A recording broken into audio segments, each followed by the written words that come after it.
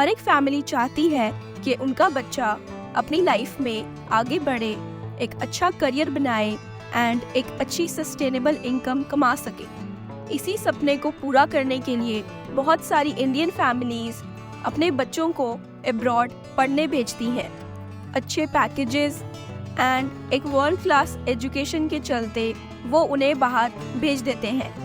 काफ़ी सारे फील्ड्स में बाहर के जो जॉब प्रोस्पेक्ट्स हैं वो इंडिया से बेटर है, इसीलिए बहुत सारे स्टूडेंट्स खुद भी वहाँ पढ़ना चाहते हैं ताकि वो बेटर एजुकेशन पा सके एंड अपनी लाइफ में सेटल हो सके।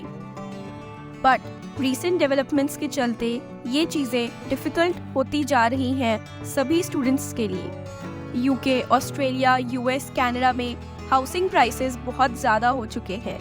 एक लेटेस्ट रिपोर्ट के अकॉर्डिंग कनाडा में एवरेज प्राइस एक रेंटल यूनिट का अराउंड $2100 है। इसकी ईयर ऑन ईयर जो ग्रोथ है वो अराउंड 10.5% हो रही है, फास्टेस्ट एनुअल ग्रोथ सिंस सितंबर 2023। ऐसे ही similar cases US, UK, Australia सब जगह पे हैं। अब हम एक इंटरनेशनल स्टूडेंट्स के मंथली एक्सपेंसेस देख लेते हैं। अगर इंटरनेशनल स्टूडेंट्स कहीं पर रह रहे हैं तो वो मोस्टली शेयर्ड अपार्टमेंट्स में रहते हैं, तो एक पर्सन का शेयर हो गया अराउंड $400 to $800 कैनेडियन डॉलर्स। जो कि फूड यानी कि ग्रोसरी के एक्सपेंसेस हैं वो अराउंड $300 रहेंगे एंड ट्रैवल यानी कि बस के चार्जेस, बस के कार्ड के चार्जेस, समटाइम्स उबर के भी चार्जेस, वो सारे अराउंड $100 रहेंगे। वाटर, इलेक्ट्रिसिटी, हीटिंग, गार्बेज, ये सब के एक्सपेंसेस अराउंड $164 रहेंगे एंड इंटरनेट, सिम कार्ड्स, इनके एक्सपेंसेस अराउंड $78 to $100 रहेंगे एंड हेल्थ इंश्योरेंस $74। एंड अगर स्टूडेंट्स कभी 1 या 2 इयर्स बाद कार लेते हैं तो उसकी इंस्टॉलमेंट एंड उसका इंश्योरेंस अलग से। एंड इंश्योरेंस पॉलिसी कनाडा में ऐसे वर्क करती है जहाँ पर ज़्यादा थेफ्ट्स या रॉबरीज होती है वहाँ पे इंश्योरेंस ज़्यादा एक्सपेंसिव होता है एंड जहाँ पे रॉबरीज कम हो वहाँ पे कॉस्ट ऑफ इंश्योरेंस कम होती है। टोटल कॉस्ट एड अप करके अराउंड 1 लाख तक पहुँच जाती है एंड ये वेरी भी करती है अकॉर्डिंगली आप मेन सिटी में रहते हैं या फिर सब अर्बन सिटीज़ में रहते हैं। एक इंटरनेशनल स्टूडेंट के लिए अब्रॉड रहना काफ़ी ज़्यादा एक्सपेंसिव है एंड ये सारी तो लिविंग कॉस्ट्स है।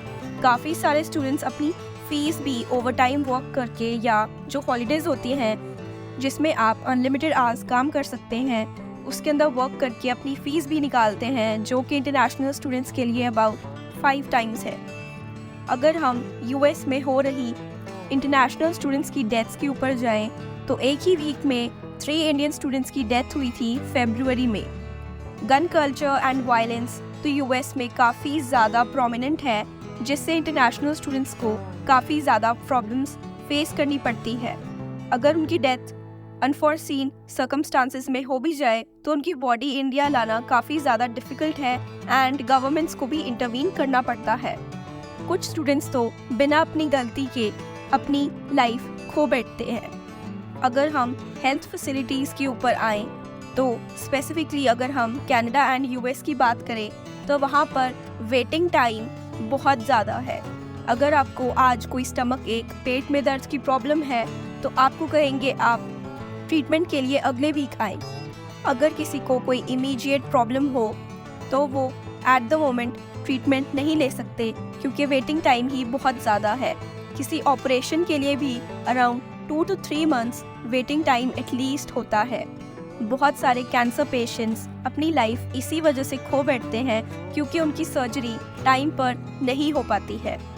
अब अगर हम परमानेंट रेजिडेंसी पे आएँ तो अगर हम कनाडा की बात करें तो वहाँ पे आपको पॉइंट सिस्टम चाहिए होते हैं। अगर आप एज अ स्टूडेंट जाते हैं तो आप फर्स्टली स्टूडेंट वीज़ा पे जाते हैं एंड देन आप वर्क वीज़ा लेते हैं एंड उसके बाद आप पीआर के लिए अप्लाई करते हैं। पीआर के लिए आपको बहुत सारे पॉइंट्स की ज़रूरत होती है। बहुत सारे स्टूडेंट्स को अपनी प्लेस ऑफ लिविंग शिफ्ट करनी पड़ती है क्योंकि एक स्टेट में लिविंग के पॉइंट्स ज़्यादा हैं एंड जिसमें वो ऑलरेडी रह रहे थे जैसे कि ओंटारियो, उसके अंदर उसके पॉइंट्स कम हैं। तो जिन्हें पीआर जल्दी चाहिए होती है वो विनिपेग जैसे एरियाज़ प्रेफर करते हैं। अमेरिका में तो ग्रीन कार्ड का सिस्टम है। अराउंड 4 लाख इंडियंस वेट कर रहे हैं ताकि उन्हें एम्प्लॉयमेंट बेस्ड ग्रीन कार्ड्स मिलें। बहुत सारे लोग अराउंड 5 ईयर्स से वेट कर रहे हैं, पर उन्हें अभी तक ग्रीन कार्ड नहीं मिला है, क्योंकि ग्रीन कार्ड में लॉटरी सिस्टम होता है। हर एक कंट्री के ऊपर एक कैप लगा हुआ है उनकी पॉपुलेशन के अकॉर्डिंग कि 7% से ज़्यादा उनके इमिग्रेंट्स को ग्रीन कार्ड नहीं मिलेगा। एंड अब ग्रीन कार्ड की वीज़ा प्रोसेस की कॉस्ट भी बहुत ज़्यादा बढ़ा दी गई है। कनाडा ने जो कैप लगाया है इंटरनेशनल स्टूडेंट्स के ऊपर, उसने इंडियन स्टूडेंट्स जो कनाडा जाना चाहते थे उन पे काफ़ी ज़्यादा इम्पैक्ट लाया है। अराउंड 40% एप्लीकेशंस कम हो गई हैं कनाडा के लिए। वर्क वीज़ा की टर्म्स भी काफ़ी ज़्यादा स्ट्रिक्ट कर दी गई हैं। वो सिर्फ उन्हीं को मिलेगा जो कि एक रिकॉग्नाइज्ड यूनिवर्सिटी, एक प्रॉपर यूजी कोर्स करके आए हैं, उन्हें ही मिलेगा।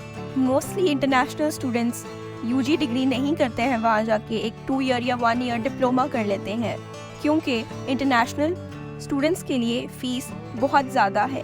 एक अंडर ग्रेजुएट बैचलर्स डिग्री में अराउंड 80 लाख to 1 करोड़ लग जाते हैं, बल्कि एक डिप्लोमा के लिए अराउंड आपके 20 लाख ही लगते हैं। तो ये ऑप्शन काफ़ी ज़्यादा स्टूडेंट्स के लिए इकोनॉमिकल होती है। फॉरेन नेशंस भी बहुत ज़्यादा इमिग्रेंट्स होने के कारण काफ़ी ज़्यादा प्रॉब्लम्स फेस कर रहे हैं। ये जो रेंट में इंक्रीज़ है एंड प्रॉपर्टी प्राइसेस में इंक्रीज़ है, ये इसी कारण है क्योंकि बहुत सारे लोग बिना वहाँ पे रिजाइड करने के पर्पस से प्रॉपर्टी खरीद रहे हैं, एंड जिन्हें रहना है उनको सही प्रॉपर्टी नहीं मिल पा रही है। फूड प्राइसेस में इंक्रीज़, सर्विसेज में इंक्रीज़ एंड यूके का रिसेशन में जाना, ये सारे फैक्टर्स इंटरनेशनल स्टूडेंट्स को काफ़ी ज़्यादा अफेक्ट कर रहे हैं। इकोनॉमी उतनी अच्छी नहीं है, जिसके कारण जॉब्स भी कम है। तो जो लोग अपना कोर्स कंप्लीट करेंगे उनके लिए उतनी जॉब्स ही नहीं रहेंगी कि वो अपना वर्क वीज़ा ले सकें। बहुत सारे इंटरनेशनल स्टूडेंट्स फूड पे इतना पैसा खर्च नहीं करते, वो 1 टाइम या 2 टाइम मील्स, ब्रेड, इसके साथ ही अपना काम चला रहे हैं ताकि वो अपने पैसे बचा सकें। कनाडा में जॉब्स की बहुत ज़्यादा शॉर्टेज हो रही है, स्पेशली डेंसली पॉपुलेटेड एरियाज़ में। ऐसा होता है कि एप्लीकेशन थाउजेंड्स की आती है एंड पोस्ट सिर्फ 2 या 3 होती है किसी नॉर्मल जॉब के लिए, जैसे कि एक वॉलमार्ट में या फिर एज इन कॉफ़ी शॉप में। इंटरनेशनल स्टूडेंट्स को अपने एक्सपेंसेस कवर करने के लिए पार्ट टाइम काम करना ही पड़ता है, पर वो ये पार्ट टाइम काम करें भी कैसे अगर उन्हें जॉब ही नहीं मिल रही। इसी कारण वो अपने एक्सपेंसेस कवर नहीं कर पा रहे हैं।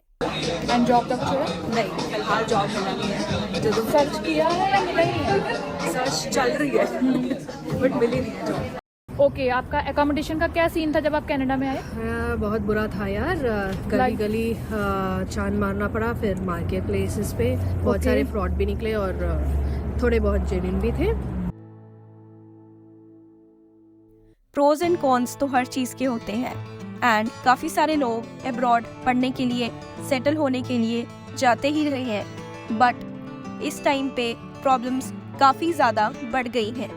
हर एक पर्सन, एस्पायरिंग स्टूडेंट को सारे फैक्टर्स अकाउंट में लेने चाहिए एंड अपना पूरा प्लान जॉट डाउन करना चाहिए कि कैसे मैं अपनी लाइफ वहाँ पे मैनेज करूँगा, एंड उसी के अकॉर्डिंग अपना डिसीजन बनाना चाहिए।